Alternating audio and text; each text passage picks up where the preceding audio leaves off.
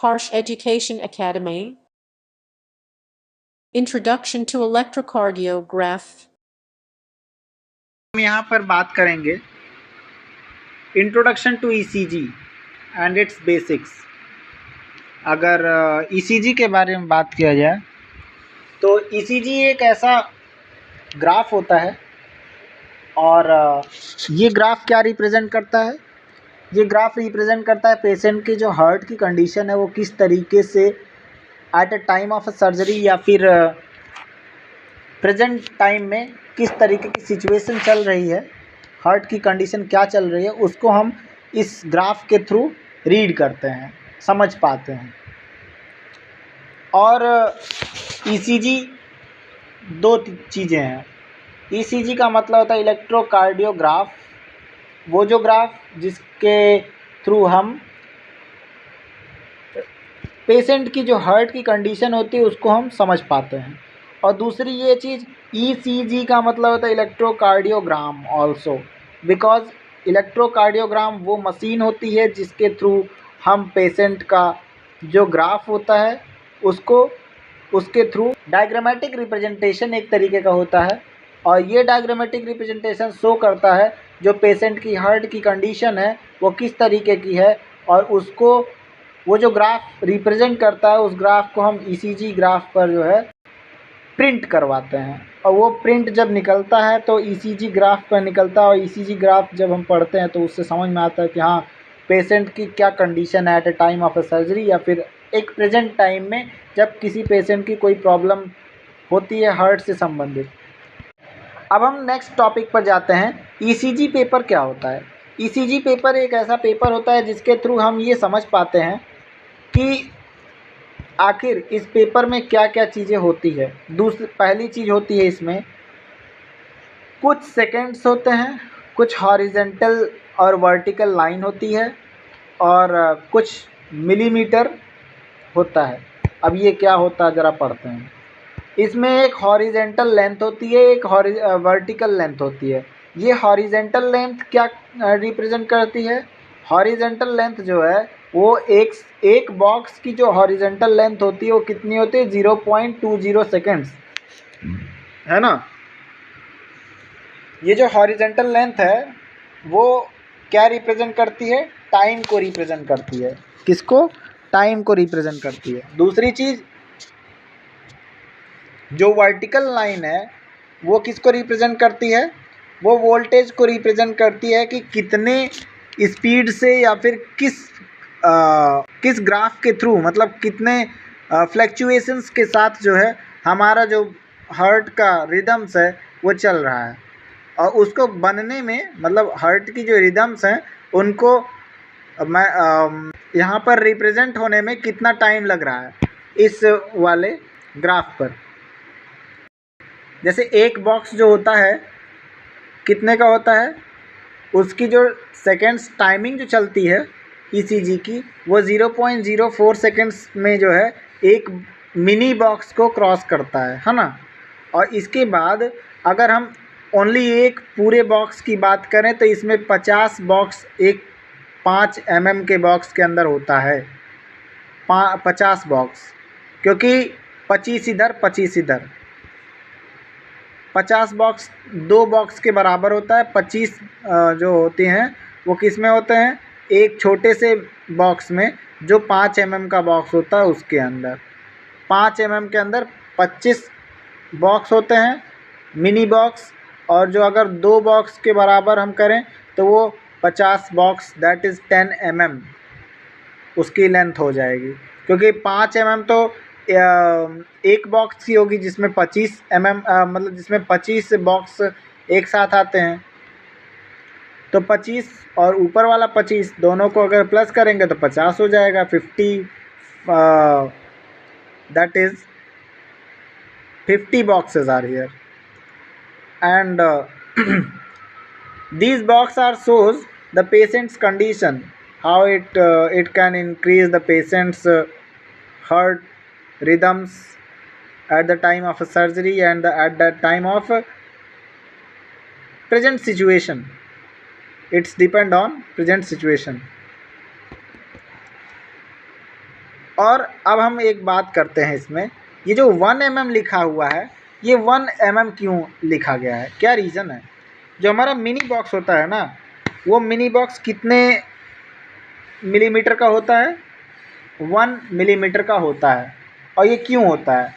क्योंकि 1 मिलीमीटर जो होता है वो बॉक्स को क्रॉस करने में 0.04 सेकेंड लगता है ईसीजी ग्राफ वहाँ पर रिप्रेजेंट करने में, बनाने में। ईसीजी ग्राफ पर जब हम कोई भी हार्ट की रिदम्स को ड्रॉ करते हैं या फिर ईसीजी जो हमारा मशीन है वो जब ड्रॉ करता है उसको ईसीजी पेपर पे, तो वो इतने स्पीड के साथ जो है काम करता है, वो सारी स्पीड यहाँ पर मेंशन होती है। किस स्पीड के साथ चल रहा है वो भी यहाँ पर रियलाइज़ किया जाता है।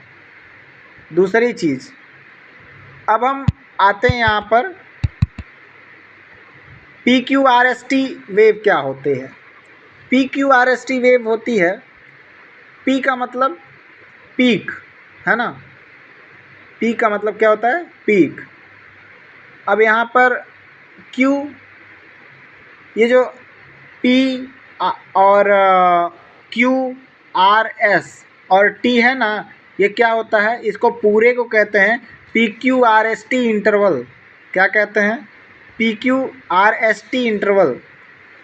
कभी कभार यहाँ पर जब P और Q, P जब वेव जो है फॉर्म करता है और देन Q जब नीचे जाता है, वहाँ पर कितने सेकेंड्स के टाइम इंटरवल के अंदर जो है जाता है, उन दोनों को मिला के कहते हैं।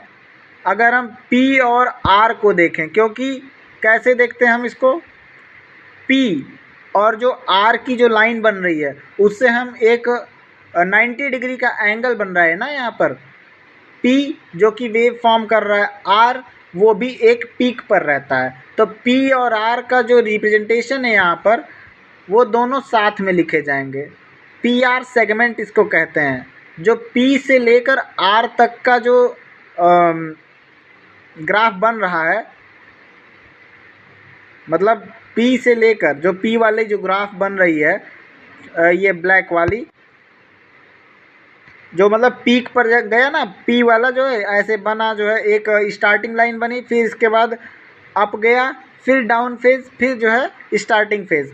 तो डाउन के बाद जो स्टार्टिंग फेज जहाँ तक जाके Q के नीचे वाला जो मतलब जहाँ से स्टार्टिंग फेज स्टार्ट हुआ और जहाँ पर स्टार्टिंग फेज एंड होता है, P से लेकर और स्टार्टिंग एंड तक को हम कहते हैं PR सेगमेंट। अगर हम PR इंटरवल की बात करें तो वो कहाँ तक होता है? स्टार्टिंग लाइन ऑफ पीक, जहाँ से पीक स्टार्ट होता है, पीक वेव बनना स्टार्ट होता है जहाँ से, और जहाँ पर जाके ये पूरी लाइन ख़त्म होती है। कौन सी लाइन? जो P वेव फॉर्म करके and then Q wave form करने जाती है। जैसे ही ये डाउन होती है, वहाँ जहाँ से डाउन होती है उतने एरिया को और यहाँ P वाले वेव को हम दोनों को कहते हैं PR इंटरवल। अब इसके बाद हम बात करते हैं क्या? ST सेगमेंट को। पहली चीज़ हम इन तीनों को क्या पढ़ेंगे, किसको किसको? Q, R और S। क्योंकि हमने तो देखा PR सेगमेंट बन गया, यहाँ पर PR इंटरवल बना, फिर इसके बाद ये जो लंबी सी लाइन जाती है, लंबी सी लाइन कौन सी? जो कि बताती है कि हमारा जो एक्चुअल सिचुएशन है हार्ट की वो क्या दिखा रही है। अगर ये डाउन जाएगा तो समझ लो हार्ट की कंडीशन बहुत ख़राब चल रही है। लेकिन अगर ये फ्लैक्चुएट करके एक बार वो ऊपर जाता है, फिर इसके बाद फिर ऊपर जाता है, मतलब अच्छे तरीके से चलने की बात करूं तो ये ऐसे ही चलता है। और अगर इसमें ज़रा सा भी डिसबैलेंस हुआ तो कि कोई ना कोई आपको जो है प्रॉब्लम है। तो वहाँ पर हम जब प्रॉब्लम को रियलाइज़ करते हैं, एनालिसिस करते हैं, तो वहाँ पर एनालिसिस किस प्रकार से करते हैं? हम सारी चीज़ों को देखते हैं। PQRS को हम ध्यान से देखते हैं कि आखिर इस PQRS इंटरवल जो है उसमें कोई प्रॉब्लम तो नहीं आ रही है, कहीं QRS कॉम्प्लेक्स तो नहीं नीचे आ रहा है, या फिर कहीं पीआर सेगमेंट में जो टाइमिंग है उसकी कमी तो नहीं हो रही है, कहीं एसटी सेगमेंट जो है वो कहीं ज़्यादा दूरी तो नहीं ले रहा है, क्योंकि जो एस और टी, हाँ, जो एस से लेकर और जो टी वेव फॉर्म होने में टाइमिंग लग रहा है, अगर उसमें ज़्यादा समय लगता है तो इसका मतलब भी है कि कुछ ना कुछ प्रॉब्लम है हमारे हार्ट के अंदर। तो इस वजह से एक प्रॉपर मैनर में चलने को ही हम ये कहते हैं कि गुड ईसीजी ग्राफ। और हम अब बात करते हैं क्यूटी इंटरवल का। क्यूटी इंटरवल क्या होता है? क्यूटी इंटरवल वो इंटरवल होता है, वो टाइम ग्राफ होता है, वो टाइम रिप्रेजेंट करता है जहाँ से क्यू वेव जहाँ से फॉर्म होना स्टार्ट हुई और आर और एस जहाँ पर एंड हुई, इसके बाद फिर जहाँ पर टी वेव फॉर्म होना स्टार्ट हुई, फिर इसके बाद टी वेव जब फॉर्म होके एंड हो गई तो उसको हम कहते हैं क्यू टी इंटरवल, क्योंकि क्यू से लेकर टी वेव फॉर्म होने तक को हम क्यू टी इंटरवल कहते हैं। उस क्यू से लेकर टी तक वेव फॉर्म होने में कितना समय लगा, उस क्यू टी को हम क्यू टी इंटरवल कहते हैं, वही टाइम सेगमेंट मेजरमेंट होता है। अब हम आगे बात करते हैं। तो अब हम क्या स्टडी करेंगे? अब अगला स्टडी करेंगे Q R S T wave को, P Q R S T wave को हम यहाँ पर डिटेल में समझेंगे। आखिर P Q R S T interval है क्या? जो वेव बन रही है उस पी, उस क्यू और उस आर और उस टी और एस का क्या मतलब है, पहले इसके बारे में समझेंगे। पी वेव का मतलब होता है एट्रियल डीपोलराइजेशन। क्या होता है?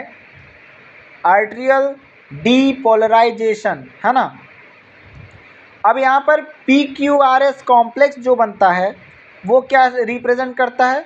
वो रिप्रेजेंट करता है वेंट्रिकुलर डीपोलराइजेशन। क्या रिप्रेजेंट करता है? Ventricular depolarisation. इसके बाद टी वेव क्या रिप्रेजेंट करता है? टी वेव रिप्रेजेंट करता है वेंट्रिकुलर रीपोलराइजेशन। और यू वेव क्या फॉर्म करता है? यू वेव फॉर्म करता है पुरकिंजे फाइबर रीपोलराइजेशन। मतलब क्या हुआ? अब हम समझाते हैं। मतलब ये है कि जो हमारा टी वेव है, पहले हम टी वेव से स्टार्ट करेंगे। क्यों? हम बताते हैं। टी वेव इसलिए हम पहले देखेंगे क्योंकि यहाँ पर जो वेंट्रिकल है वो फिर से रीपोलराइज हो रहा है। मतलब रीपोलराइज का मतलब फिर से स्टार्ट हो रहा है, मतलब उसकी जो वेव है वो फॉर्म होना स्टार्ट हो रही है। अब यू वेव का क्या फॉर्म है? यू वेव क्यों हम रीड कर रहे हैं, क्यों हम समझ रहे हैं? क्योंकि यहाँ पर जो यू वेव है ना, उसमें जो पुरकिंजे फाइबर है, पुरकिंजे फाइबर कौन सा एरिया होता है? पुरकिंजे फाइबर जो सबसे लोअर बेस होता है। लोअर बेस किसको? जो हार्ट का जहाँ पर एरोटा नीचे वाला, जहाँ से मतलब वो एरोटा जहाँ से डाउन फेज का हमारा जितना भी ब्लड होता है वो हार्ट के अंदर ट्रांसफ़र होता है। मतलब आर्टरीज और सॉरी आर्टरीज नहीं, क्या बोलते हैं उसको, जो हमारा एट्रियम है और वेंट्रिकल है उसके अंदर जहाँ से ब्लड जो है सप्लाई होता है। तो हम एरोटा की बात नहीं कर रहे हैं, हम यहाँ पर बात कर रहे हैं पुरकिंजे फाइबर रीपोलराइजेशन की। तो आखिर है क्या रीपोलराइजेशन ऑफ पुरकिंजे फाइबर? पुरकिंजे फाइबर का मतलब रीपोलराइज, फिर से जैसे ना खुलना, रीपोलराइज हो रहा है मतलब फिर से। जैसे हमारा जो हार्ट है वो क्या करता है, कौन कौन सी साउंड करता है? लब और डब की, हाँ, लब डब साउंड प्रोड्यूस करता है। तो ये लब डब साउंड क्यों प्रोड्यूस करता है? क्योंकि एक बार हार्ट जो है हल्का सा रिलैक्स करता है, फिर इसके बाद वो मतलब धक धक की जो आवाज़ आती है ना, ये क्या करता है? यही बताता है कि हमारा जो हार्ट है वो कितने सेकंड्स में कितने बार धड़कता है। 1 मिनट में 72 बार धड़कता है, 72 टाइम्स। सो वो जो धड़कन है उसके बीच में जो डीपोलराइजेशन और रीपोलराइजेशन का जो ये प्रोसेस होता है उसी को हम यहाँ पर पढ़ रहे हैं। और इसी से हम समझते हैं कि जो यू वेव ये जो फॉर्म हो रही है ये पुरकिंजे फाइबर की रीपोलराइज मतलब फिर से पोलराइजेशन होता है यहाँ पर उसको हम समझते हैं यहाँ पर। QRS कॉम्प्लेक्स की बात करें, क्योंकि अब तक हम T और U वेव के बारे में बात करते हैं, अब हम वेंट्रिकल्स जो डीपोलराइज होता है मतलब रिलैक्स करना, क्योंकि उसको भी तो भाई टाइम चाहिए। जैसे हमारे आराम करने का कोई टाइम होता है, ऐसा नहीं कि हमारी तरह मैं 2-2 घंटा तक सो रहा है, नहीं, उसको 1 सेकेंड्स का समय लगता है, थोड़ा सा मतलब एकदम मिनी सेकेंड, क्योंकि अगर वो डीपोलराइज नहीं हुआ तो जो है जल्दी जल्दी अगर धड़केगा तो उससे क्या होता है ना, हमें हार्ट अटैक के चांसेस आते हैं। पूछो क्यों? जब दिल की धड़कन ज़्यादा तेज़ होती है ना, बहुत ही ज़्यादा फास्ट, तो हमें क्या होती है, घबराहट होती है, अगर पसीने छूटते हैं, पसीने छूटने के बाद फिर ऐसा लगता है ना कि अभी जान निकल जाएगी, वो वाला प्रॉब्लम होता है। तो यहाँ पर उसको भी रिलैक्स करने का टाइम मिलता है, तो इसी को हम कहते हैं वेंट्रिकल्स जो होती है हमारी, एट्रियम और वेंट्रिकल। हाँ, एट्रियम जो ऊपर वाला भाग होता है, वेंट्रिकल जो कि नीचे वाला भाग होता है। तो वेंट्रिकल्स को डीपोलराइज होती हैं यहाँ पर, मतलब थोड़ा सा आराम करती हैं। इसके बाद जो P वेव है, आर्ट्रियल डीपोलराइजेशन ये करता है। जो आर्ट्रियल डीपोलराइजेशन मतलब जो रुक रुक के, कभी कभार हल्का हल्का मिनी सेकंड्स के अंदर, ऐसा नहीं कि मतलब एक ही बार में ब्लड रुक गया। अगर ब्लड की सप्लाई रुक गई ना तो फिर प्रॉब्लम हो सकती है वहाँ पर, क्योंकि सेल्स तक अगर ब्लड नहीं पहुँचेगा तो सेल डेड होने के चांसेस हो जाएंगे। इंटरवल्स एंड सेगमेंट्स की बात करते हैं अब यहाँ पर।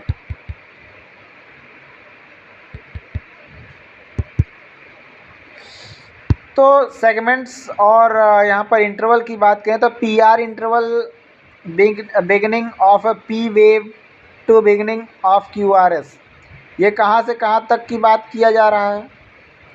PR इंटरवल उसको कहते हैं, अभी हमने बताया था, अभी हम यही बात ही कर रहे थे कि जो P से लेकर और Q तक, QRS तक बनने में समय लगता है, जो वेव फॉर्म होने में समय लगता है, उसी को हम कहते हैं PR इंटरवल। ये तो हम पहले ही बता चुके हैं। QRS कॉम्प्लेक्स की भी हम बात यही बताए हैं कि जहाँ पर S वेव फॉर्म होना एंड होती है और जहाँ से Q वेव फॉर्म होना स्टार्ट होती है, Q, R और S के बीच में वेव को फॉर्म होने में जितना समय लगता है उसी को हम कहते हैं QRS कॉम्प्लेक्स। और QT इंटरवल वो इंटरवल होता है जहाँ से Q से लेकर और T वेव को फॉर्म होने में जितना टाइम लगता है उसी को हम QT इंटरवल कहते हैं। आज का लेक्चर यहीं पर ख़त्म करते हैं, समाप्त करते हैं। बाकी अगली वीडियो में आपको हम इसके आगे की जो बची हुई चीज़ें हैं उनको आगे समझाने की प्रयास करेंगे। धन्यवाद एवं शुभ दिन। And thank you so much for watching my video. Like and subscribe my channel.